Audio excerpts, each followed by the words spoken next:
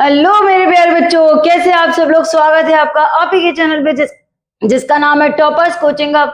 मैं हूं सत्य शर्मा, आपको क्लास 12 बायोलॉजी का sexual reproduction in flowering plant पढ़ाने जा रही हूं। तो बच्चों, मैंने आपको पिछली वीडियो में स्ट्रक्चर ऑफ फ्लावर बता दिया था। आज मैं आपको इसका प्री फर्टिलाइजेशन इवेंट बताऊंगी, कैसे होता है उसको ध्यान से सुनिए।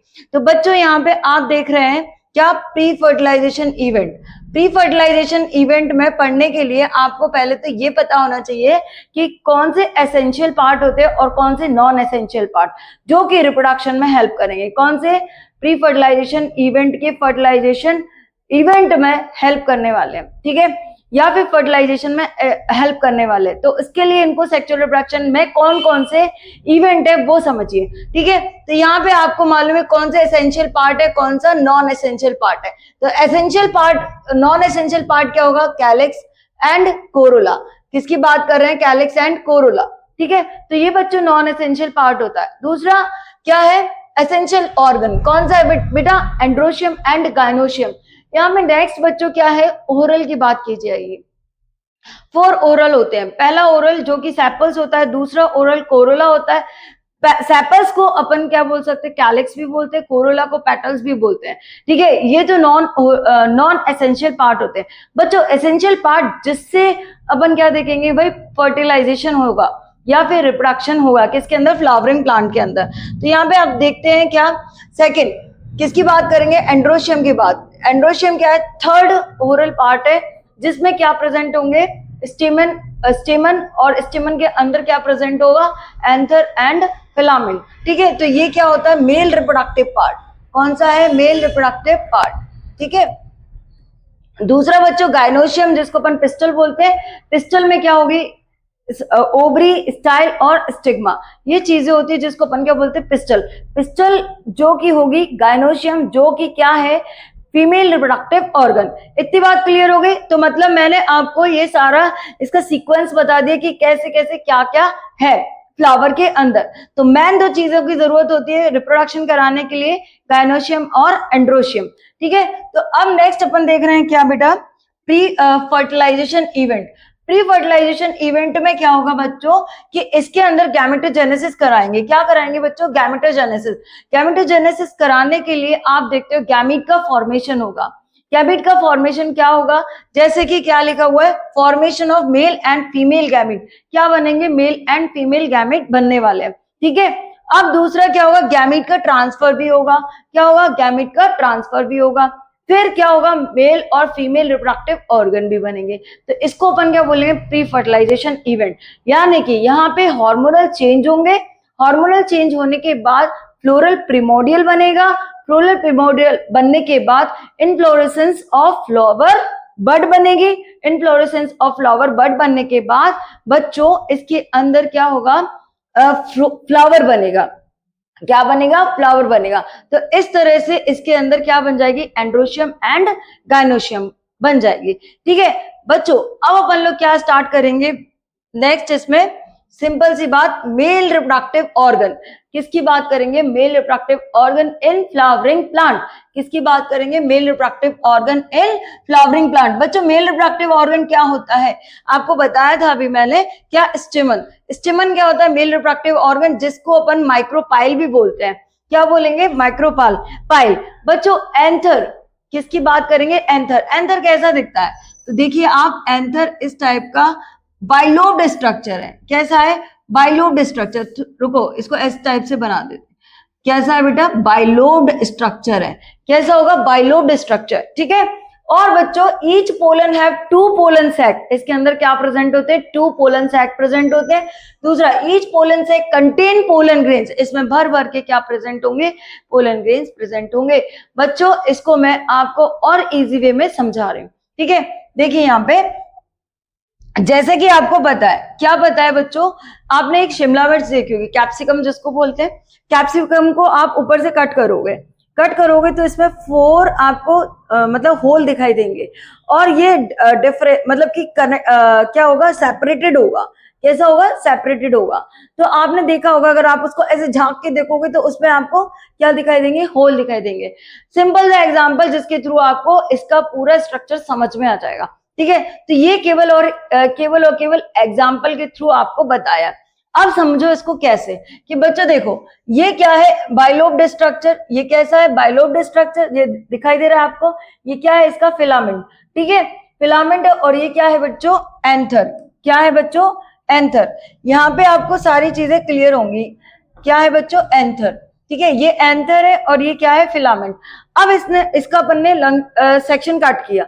सेक्शन कट करेंगे तो आप देखोगे यहाँ पे इस टाइप का स्ट्रक्चर आपको दिखाई देगा।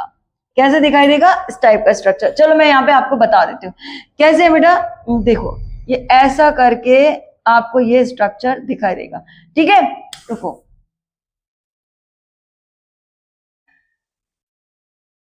ये ऐसा स्ट्रक्चर आपको दिखाई देगा, बिल्कुल वैसे ही है। ठीक है, अभी इस स्टेमन को अपन ने बेटा टू पार्ट में डिवाइड किया, प्रॉक्सिमल और टर्मिनल।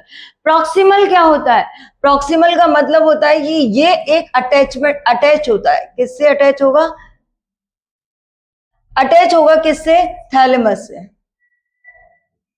ठीक है, और किससे अटैच, थैलेमस किससे अटैच होगा, पेटल से, पेटल से। ठीक है, अब यहां पे आपको जो मैंने बताया कि भाई एंथर है, एंथर जो होगा बाइलोब्ड स्ट्रक्चर होगा। कैसा होगा, बाइलोब्ड स्ट्रक्चर। ये एंथर का पार्ट है, ये कैसा है, बाइलोब्ड स्ट्रक्चर। देखो जरा, ऐसा बाइलोब्ड स्ट्रक्चर। ईच लोब, यहाँ पे आप dot dot dot dot dot dot करके देखोगे, ये जो है ईच लोब, ईच लोब में क्या प्रेजेंट होते हैं, डायथीकस। इसको अपन क्या बोलेंगे, डायथीकस, डायथीकस। ठीक है, अब डायथीकस प्रेजेंट होंगे तो यहां पे भी होगा ऐसे डॉट डॉट डॉट डॉट। तो एक जो थीका है, एक थीका में एक लोब में क्या प्रेजेंट है, डायथीकस। तो इन दोनों की साइड देखेंगे तो यहाँ पे क्या है, 4 माइक्रोस्पोरेंजिया क्या प्रेजेंट होते हैं बेटा, ये जो चारों को मिलाकर के अपन क्या बोलेंगे, 4 माइक्रोस्पोरेंजिया। ठीक है, स्पोरेंजिया। और बच्चों इसको अपन किस टाइप का स्ट्रक्चर बोलेंगे, टेट्रागोनल। क्या बोलेंगे, टेट्रा, देखो क्या बोलेंगे, टेट्रागोनल, टेट्रागोनल स्ट्रक्चर। ठीक है, तो बच्चों आप देख रहे हो कि यहाँ पे जो टेट्रागोनल स्ट्रक्चर है कैसा है बच्चों, स्टेमन है। स्टेमन को अपन ने प्रॉक्सिमल एंड में और टर्मिनल एंड में डिवाइड कर दिया। डिवाइड क्या होता ही है। अच्छा, इसको एक चीज और समझो, ये जो थैलेमस, यहाँ से एक थैलेमस टाइप का होता है, ये जो स्ट्रक्चर होगा ऐसा, इसको अपन क्या बोलेंगे, डिस्टल। और इसको अपन क्या बोलेंगे, प्रॉक्सिमल। ये होता है क्योंकि आपकी एनसीईआरटी में दिया है, किसमें दिया, एनसीईआरटी में। तो बच्चों यहाँ पे जो एंथर है वो बाइलोब्ड स्ट्रक्चर है। ईच लोब में डायथीका प्रेजेंट होते हैं, मतलब 2 थीका प्रेजेंट होते हैं। ठीक है, अब जब इस पूरे की बात करेंगे तो इसमें क्या होंगे, 4 माइक्रोस्पोरेंजिया प्रेजेंट होंगे। इसको अपन क्या बोलेंगे, पोलन सैक। और इसी को अपन क्या बोलेंगे, टेट्रास्पोरेंजिया। क्या बोलेंगे, टेट्रास्पोरेंजिया। अब बच्चों इस पोलन सैक के अंदर क्या भरे होंगे, पोलन ग्रेन्स भरे होंगे। तो अब देख लेते हैं इसको, क्या इसकी दीवार को, मतलब कि जो ये जो आपको दिख रहा है स्ट्रक्चर, इसकी लेयर को देख लेते हैं। कैसे देखेंगे, ध्यान से देखना है अभी आपको। इसकी जो लेयर में होगी बेटा, ये कितनी लेयर में डिवाइड है, ये एंथर की जो वॉल है वो 4 लेयर में डिवाइड है। किसमें, 4 लेयर में। कौन कौन सी, एपिडर्मिस, एंडोथीसियम, मिडिल लेयर और क्या है, टैपिटम। कौन कौन सी, एंडोथीसियम, सॉरी पहले कौन सी, एपिडर्मिस, एंडोथीसियम, मिडिल लेयर और टैपिटम। यहाँ पे आप देखोगे जो मिडिल लेयर है वो आउटरमोस्ट लेयर होती है जो कि प्रोटेक्शन का काम करती है। बच्चों क्या है, ये आउटरमोस्ट लेयर है जो कि क्या करती है, प्रोटेक्शन का काम करती है। क्योंकि ये क्या है, बाहर की लेयर तो आपको मालूम है सब, जैसे कि घर में भी आप किसको रखते हो, चौकीदार को रखते हो ना, तो वो क्या करता है, घर की क्या करता है, सेविंग करता है ना। तो उसी तरह से घर को क्या सेव करके रखता है ना। तो ऐसे ही जो आउटरमोस्ट लेयर होगी वो कौन होगी, एपिडर्मिस। उसके बाद सिंगल लेयर होती है जो जिसको अपन क्या बोलते हैं, एंडोथीसियम। फिर बेटा क्या होती है, मिडिल लेयर, जो कि कितने लेयर के अंदर प्रेजेंट होती है, 2 to 3 लेयर में। इसको अपन एफेमेरल भी बोलते हैं और ये कुछ टाइम के लिए होती है, शॉर्ट लिव होती है। ठीक है, फिर उसके बाद बेटा आता है टैपिटम।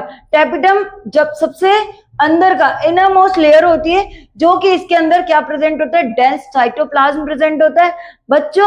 और साथ ही साथ इसके अंदर एक से ज्यादा न्यूक्लियस प्रेजेंट होते हैं। क्योंकि इसके अंदर कैरियोकाइनेसिस होती है, जिस साइटोकाइनेसिस नहीं होती, कैरियोकाइनेसिस होने के कारण इसके अंदर क्या होते हैं, एक से ज्यादा न्यूक्लियस प्रेजेंट होते हैं और ये पोलन ग्रेन को नरिशमेंट देने में हेल्प करते हैं। ठीक है, इतनी बात क्लियर हो गई। चलिए नेक्स्ट इसका अपन डायग्राम देखते हैं। क्या देखेंगे बच्चों, इसका डायग्राम बहुत ध्यान से देखना है आपको। इसका क्या डायग्राम, बहुत ही सिंपल तरीके से इसका डायग्राम आपको बताने जा रही हूं। देखो देखो ये देखो। अब बच्चों अपन क्या देख रहे हैं यहाँ पे, माइक्रोस्पोरोजेनेसिस, क्योंकि अपन को क्या कराने है इसके अंदर, माइक्रोस्पोरोजेनेसिस। सबसे पहले अपन देखेंगे, पहले तो इसका डायग्राम देखेंगे। कैसी लेयर है बेटा, देखो इसको अपन, बाहर की जो लेयर होती है इसको अपन क्या बोलते हैं, एपिडर्मिस। अंदर की लेयर को अपन क्या बोलते हैं, एंडोथीशियम। और इसके और अंदर की लेयर को अपन क्या बोलेंगे, मिडिल लेयर। और इसके बीच में जो आप देख रहे हो ये वाला जो भाग होता है इसको अपन क्या बोलते हैं, टैपिटम। और यहाँ पे जो प्रेजेंट होगा इसको अपन क्या बोलेंगे, कनेक्टिव। तो बच्चों आपको ये चीज बहुत अच्छे से क्लियर होगी। बाहर की लेयर को अपन ने क्या बोला, एपिडर्मिस। अंदर की लेयर को एंडोथीशियम और उसके बाद की लेयर को मिडिल लेयर। और अंदर जो प्रेजेंट होता है जिसको अपन क्या बोलते हैं, टैपिटम, जो कि क्या करता है, नरिशमेंट देने में हेल्प करता है। और साथ ही साथ इसका डेंस साइटोप्लाज्म होता है, जिसके कारण इसके अंदर बहुत सारा मतलब कि बोलेंगे नरिशमेंट भरा होता है। ठीक है, जिससे वो पोलन ग्रेन को नरिशमेंट देने में हेल्प करता है। बच्चों इसके बीच में आप देखोगे, ये इसके बीच में ये जो आप देख रहे हैं ना, ये क्या होते हैं, स्पोरोजिनस टिश्यूज होते हैं। क्या होते हैं, स्पोरोजिनस टिश्यूज। और इसके जो बाहर होगी इसको अपन स्पोरोजिनस सेल्स बोलते हैं। ये क्या करती है बेटा, इसके अंदर देखो क्या प्रेजेंट होता है, ये जो प्रोसेस होगी, अभी आपको और डायग्राम के थ्रू समझाती हूँ। जैसे कि आपको ये वाली डायग्राम के थ्रू, यहाँ पे आप देखो ये जो प्रोसेस आपको दिख रही है, यहाँ पे ये वाली जो लेयर है इसको अपन, ये वाली जो लेयर होगी इस वाली लेयर को अपन ने क्या नाम दिया, एपिडर्मिस। इसके अंदर वाली लेयर को आप क्या दोगे, एंडोथीसियम।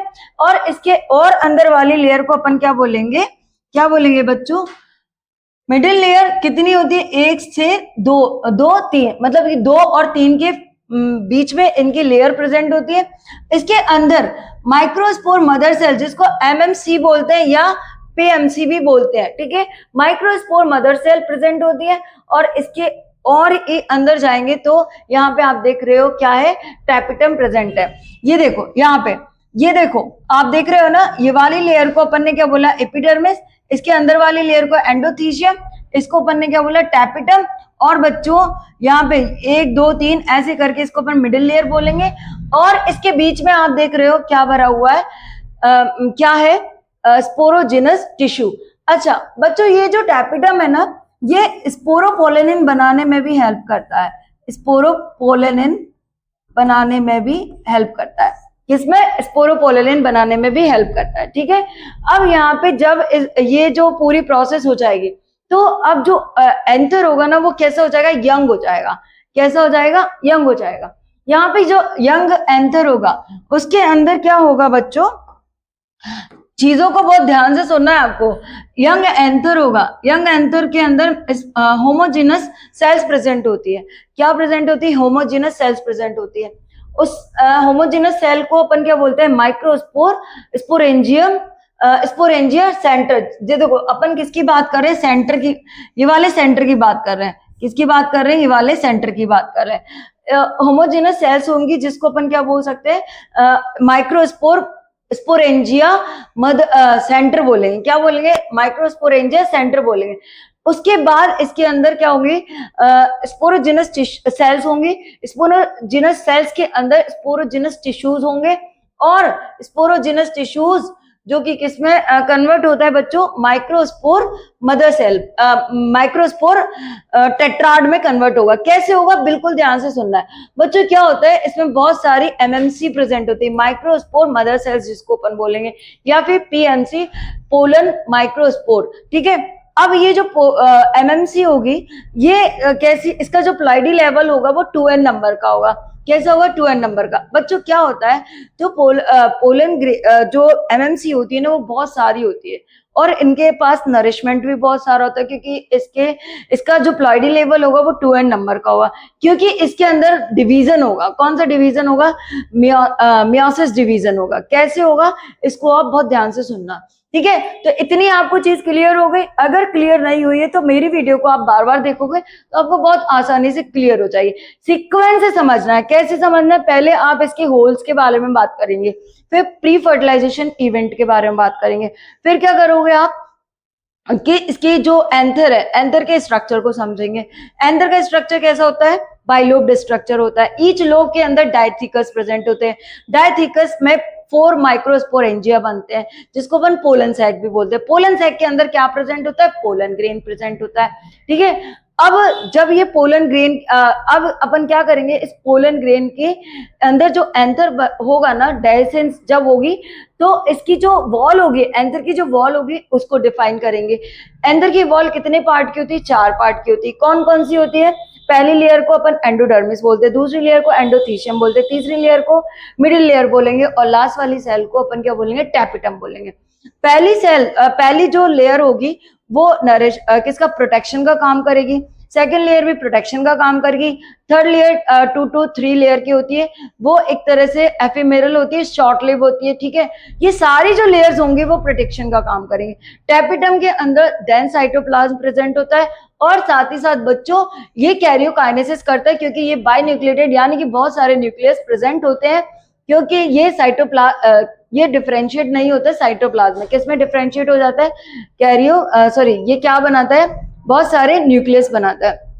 Is that clear? और जब एक फेवरेबल कंडीशन आती है तो ये डेhiscence का भी काम करता है, और साथ ही साथ ये स्पोर फॉर्मेशन, मतलब कि ये क्या बनाएगा? स्पोरोपोलिन भी फॉर्म करता है, ठीक है। इतनी चीज आपको बहुत अच्छे से क्लियर हो जानी चाहिए। ये मैंने आपको पूरा सीक्वेंस बता दिया कि ऐसे ऐसे होगा। अब बच्चों, जो कि मैंने आपको बोला कि भाई क्या होगा, कि एंथर जो होगा वो क्या हो गया? यंग हो गया। यंग एंथर जब होगा तो इसके अंदर होमोजेनस सेल्स होंगी। होमोजेनस सेल्स सेल्स कहाँ पे प्रेजेंट होंगी? सेंटर में प्रेजेंट होंगी। कहाँ पे प्रेजेंट होगी? सेंटर में। ये जो आप देख रहे हो ये सेंटर में प्रेजेंट होगी, जिसमें क्या होगी? स्पोरोजिनस सेल्स प्रेजेंट होगी। उसके अंदर क्या प्रेजेंट होंगे? स्पोरोजिनस टिश्यूज प्रेजेंट होंगे। स्पोरोजिनस टिश्यूज जो कि माइक्रोस्पोर टेट्राड बनाते हैं। अब बात आ रही है माइक्रोस्पोर टेट्राड की। कैसे बनेगा? स्पोरोजिनस टिश्यूज जिसके अंदर MMC, जिसको अपन बोलते हैं माइक्रोस्पोर मदर सेल्स, जिसका प्लॉइडी लेवल होता है 2n नंबर का। अब ये कैसे बनेगा? इसके अंदर मियोसिस डिवीजन होगा। इसको देखो, जैसे कि आपको पता है कि एक अपन ने क्या लिया, इस बहुत सारे MMC में से कोई एक ले लिया, ठीक है। कोई एक सेल को ले लिया, ठीक है। ये सेल है, दूसरे पेन से बताती हूँ मैं आपको। हाँ देखो, एक सेल है, ठीक है। ये इसका प्लॉइडी लेवल कितना है? 2n नंबर का। ये 2 MMC है, सॉरी, इसका जो प्लॉइडी लेवल है, रुको, ये 2n नंबर की है, और MMC, इसको क्या बोलेंगे? MMC। अब बच्चों इसके अंदर मियोसिस फर्स्ट डिवीजन होगा। क्या होगा? मियोसिस फर्स्ट डिवीजन होगा, ठीक है। मियोसिस फर्स्ट डिवीजन होगा तो ये डिवाइड होगा, इससे क्या बनेंगी? 2 सेल बनेंगी, ठीक है। ये तो इसमें क्या होगा? मियोसिस सेकंड होगा। क्या होगा? मियोसिस सेकंड होगा। मियोसिस सेकंड डिवीजन होगा, यहाँ पे फर्स्ट डिवीजन होगा। मियोसिस सेकंड डिवीजन से ये क्या बनेंगे भाई? 4 सेल्स बन जाएंगी। कितनी सेल्स बन जाएंगी? 4 सेल्स बन जाएंगी, ठीक है। एक सिंगल मतलब n मतलब कि ये किस में कन्वर्ट हो गए? n नंबर में कन्वर्ट हो गए। n नंबर में इंडिविजुअल, जिसको अपन क्या बोलेंगे? माइक्रोस्पोर। क्या बोलेंगे? माइक्रोस्पोर, माइक्रोस्पोर, ठीक है। और जब ये किस में कन्वर्ट हो? किस में कन्वर्ट हो? ये पूरे सैक में, मतलब कि ये ऐसे होल सेल में कन्वर्ट हो तो इसको अपन क्या बोलेंगे? Microspore tetrad. क्या बोलेंगे? माइक्रोस्पोर, माइक्रोस्पोर टेट्राड, टेट्राड बोलेंगे। क्या बोलेंगे? Microspore tetrad. इतनी बात आपको क्लियर हो गई होगी आई थिंक। अब बच्चों आगे चल रहे हैं, क्या चलेंगे? देखो ध्यान से, ये चीजें आपको बता दी है मैंने। Sporogenous tissues is present in the centre of each. Microsporangium जिसको अपन क्या बोल रहे हैं माइक्रोस्पोर, मदर सेल्स, अभी आपको मैं सब कुछ बता चुकी हूँ, एमएमसी, इस formation of microspores is termed as sporogenesis. ये जो पूरी प्रोसेस हो रही है इसको अपन क्या बोलेंगे माइक्रोस्पोरोजेनेसिस। माइक्रोस्पोरोजेनेसिस में माइक्रोस्पोर्स बनेंगे, मियोसिस होगा, मियोसिस होगा तो बच्चों इसमें क्या होगी, पोलन मदर सेल या फिर माइक्रोस्पोर माइक्रोस्पोर मदर सेल्स बनेंगे। ठीक है, माइक्रोस्पोर मदर सेल्स जो जिसका प्लॉइडी लेवल क्या होता है 2n नंबर का, इससे क्या बनेगा, टेट्राड बनेगा। क्या बनेगा, टेट्राड। ठीक है, इतनी बात मैंने आपको अभी पीछे क्लियर कर दी। बच्चों देखो क्या था कि जो भी सेल थी, जितनी भी सेल थी वो अंडरगो मियोसिस डिवीजन करके n नंबर में माइक्रोस्पोर बना रही थी। ठीक है, अब माइक्रोस्पोर की जर्नी जो होगी पोलन ग्रेन तक की कैसी होगी उसको देखेंगे। यहाँ पे क्या कर रहे हैं बेटा, जो माइक्रोस्पोर n नंबर में था उसका क्या हो जाएगा, वैक्युलाइजेशन हो जाएगा।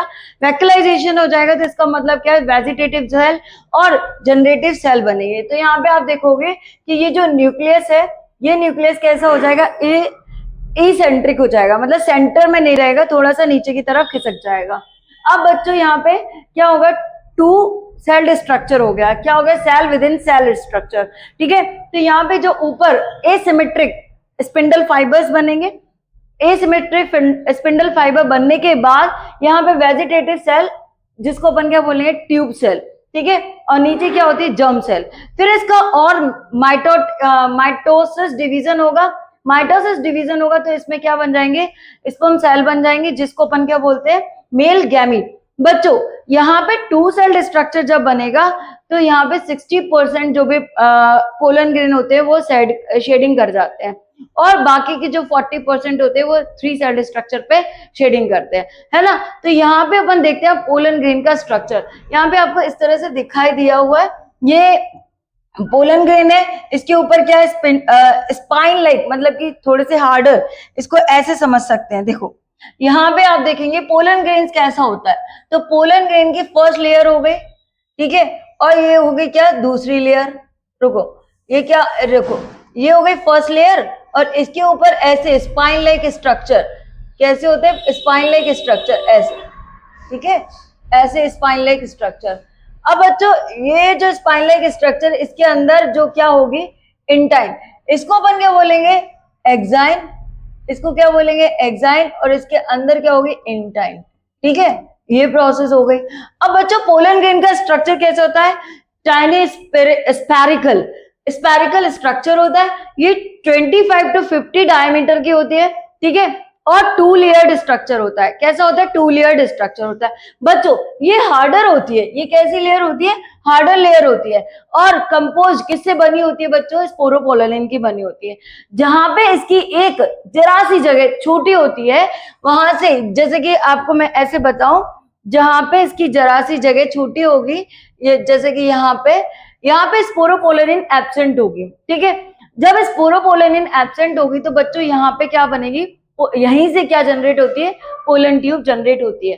तो यहाँ पे मैंने आपको नोट डाउन के फॉर्म में दे दिए कि भाई germ pore are prominent aperture. ये देखो, इसको अपन क्या बोलेंगे, अपर्चर, प्रोमिनेंट अपर्चर वेयर क्या, स्पोरोपोलिन एब्सेंट। ये अभी आपको बता चुकी हूँ। नोट क्या है बेटा, help in the certain pollen tube and release male gamete during fertilization. जब स्पोरोपोलिन, जहां पे स्पोरोपोलिन एब्सेंट होगा वहीं से क्या जनरेट हो जाएगी बेटा, ये क्या, पोलन ट्यूब जनरेट हो जाएगी। ये हेल्प करेगी पोलन ग्रेन को आगे की तरफ भेजने में, ढकेलने में। ठीक है, कब, जब क्या होना होगा, फर्टिलाइजेशन होना होगा। तो बच्चों यहाँ पे आप देखोगे एक्साइन कैसी है, हार्ड है, इंटाइन कैसी, थिनर, कैसी है, थिन लेयर्ड स्ट्रक्चर है, पर इनर थिन लेयर्ड स्ट्रक्चर है। ये किसकी बनी होती है, स्पोरोपोलिन की। क्या, एक्साइन स्पोरोपोलिन की बनी होती है, इंटाइन किसकी बनी होती है, सेल्यूलोज और पैक्टिन की बनी होती है। ठीक है, तो ये चीज आपको क्लियर होगी। बच्चों इसको आप स्क्रीनशॉट ले लेना, या फिर आपको इसको उतार लेना, और या हो सके तो इसको सुन लेना, तो जिससे आपको ये चीजें याद हो जाएंगी। नेक्स्ट बच्चों अपन लोग क्या देखेंगे इसमें, हाँ क्या देखने वाले, ध्यान से देखना है आपको।